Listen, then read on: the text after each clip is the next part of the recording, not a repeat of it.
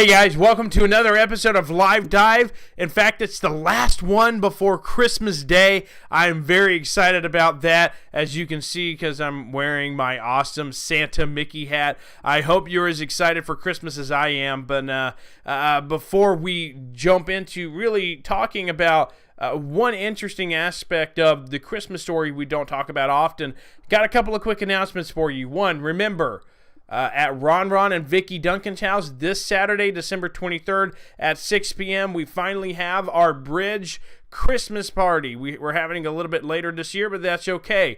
We'll have food, games, bonfire. All I need for you to do is to come in your craziest Christmas hats, Christmas sweaters, pants, socks, shoes, all of it. I want you to come all decked out for Christmas, and we as a group will vote on who we think has the most festive costume, and whoever wins gets a grand prize. But I'm going to keep that a secret, so be sure to come on out for that Saturday, December 23rd, our Christmas party. Also, since Christmas Eve, Christmas Day, New Year's Eve, and New Year's Day, it's all right around the corner, I figured we'll take a break from Live Dives for a couple of weeks. So tonight is the last live dive of 2017, believe it or not. So we'll come back on Thursday, January 4th of next year, 2018, and we will pick it back up, the live dives back up then. So just keep that in mind. So we know that we've been talking about, well, let me go ahead and take this off. I don't want to be too distracting for you tonight, but for the past month, we've been talking about a believer's benefits, really presents and gifts that God has given us for being followers of Christ. But to really break down the Christmas story, I want to talk about good news of great joy. In fact, specifically, how to handle this good news of great joy.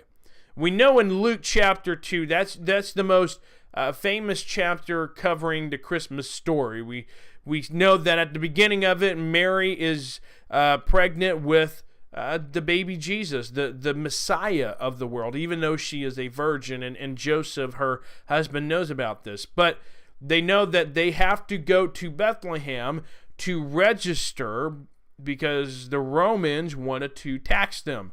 And we know the story from there. Mary and Joseph, they go to Bethlehem. There's no room for them anywhere, and so they had to deliver the baby in a stable with probably some farm animals around them. And then meanwhile, out in the fields, there were shepherds that were watching their flocks. And of course, angels came and sang and sent them the message that the new Messiah has been born. The baby has been born. So the shepherds go, they find the baby, they worship him, and they go and they tell everybody about this new king that they have just seen. And through all of this chaos, though, we see Mary in Luke chapter 2, verse 19, a verse that can be overlooked oftentimes. But this is what Luke has to say about Mary. But Mary kept all these things and pondered them in her heart. Now, that word ponder is interesting. It means to think on something carefully. So what was happening here is that Mary was processing everything and trying to think through it all carefully. And I was thinking about this, that applies to us today. It's such an important lesson for us because, for Mary, she went through a lot, having to travel all the way to Bethlehem, trying to find a place to stay, then having to deliver the baby. Then these strange shepherds come out of nowhere to worship him and then to tell others about him. And yet she still took some time to ponder and to think on what was happening. And for us today, we have a lot going on too. We've got, trying to put up Christmas decorations. We're doing last minute Christmas shopping and wrapping up all our presents. And of course, we've got our Christmas parties and all of that good stuff. Yet, through it all, we still need to stop and ponder what this season is about. I know it seems like throughout these last few weeks, that's what I've been talking about is don't forget what the season is about. And we always talk about it in the church. But there's a reason why we continue to talk about it, because we need to follow the example of Mary. We need to ponder what's going on. And there's a benefit to that. See, the Christmas season, we typically see it ending. We kind of view it as ending around New Year's Day. But we start experiencing those Christmas blues. Well, if you want the Christmas season to slow down a little bit, you can do it by being intentional. Sit down, read the Christmas story, ponder what this season is about.